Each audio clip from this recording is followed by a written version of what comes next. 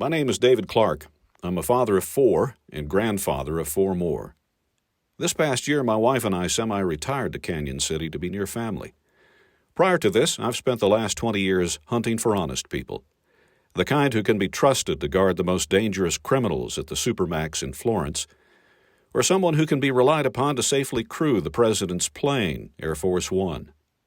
My job as a national security investigator has taken me across the country to inquire about people's honesty, integrity, judgment, and suitability to hold a position of trust that impacts all of us.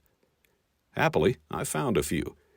Lately, it seems they are shrinking in supply. What I'm witnessing is a plague of sorts. It's been gaining momentum, doing incalculable harm to our nation and this upcoming generation.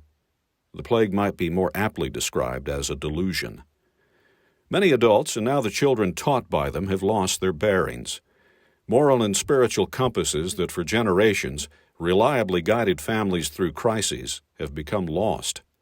Not surprisingly, a new generation is increasingly found adrift, guided by their feelings when the facts of life have become too difficult to bear. Lifestyle gurus on social media are the new saviors, touting the appeal and acceptance of being a sexual chameleon. Delusion is so desperately desired, they learn that if you repeat it often enough to yourself and shout down your critics loud enough, the lie you so desperately want to believe can soon become your truth. And woe betide anyone who stands in your way. Feelings, not facts, have become the guiding light, and they must not be disturbed. Question: is this school district becoming another enabler?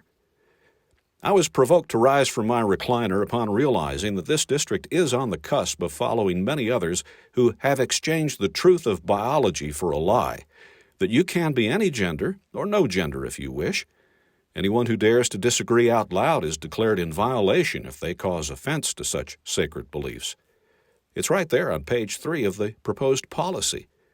This school district shall accept the gender identity that each student asserts, and the intentional or persistent refusal to respect a student's preferred name or pronoun that does not correspond to their gender identity is a violation of this policy.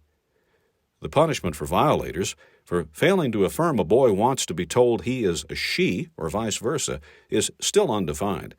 However, the very fact that such a notion exists in a proposal this board passed unanimously on first reading is stunning. In Friday's edition of the local paper, Mr. Hartman addressed the controversy and acknowledged that some community members hold personal opinions that do not align with legal requirements. Well, in this instance, I'm not stating my opinion. I'm talking about biological facts. And if that fact flies in the face of a legal requirement, it is the legal requirement that must be challenged and changed. The school board should not roll over in blind compliance. But let's not overcomplicate things either. Existing policy does not need an extensive makeover to protect against discrimination. Minority groups are already included there. Gender-confused youth do need, indeed, care and support, but they need mature adults in charge who are unashamed to stand for historic and biological truth. Adults who are not co-opted by a social media that perversely romances tender hearts and minds.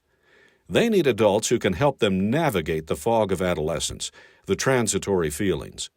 They need adults who will gently but firmly speak truth and help them meet the challenges real life demands of them. Anything short of this, then we have failed to meet the moment, and our kids will be the ones to pay the devastating price. Stand for truth. We've got a generation to save, and it starts right here.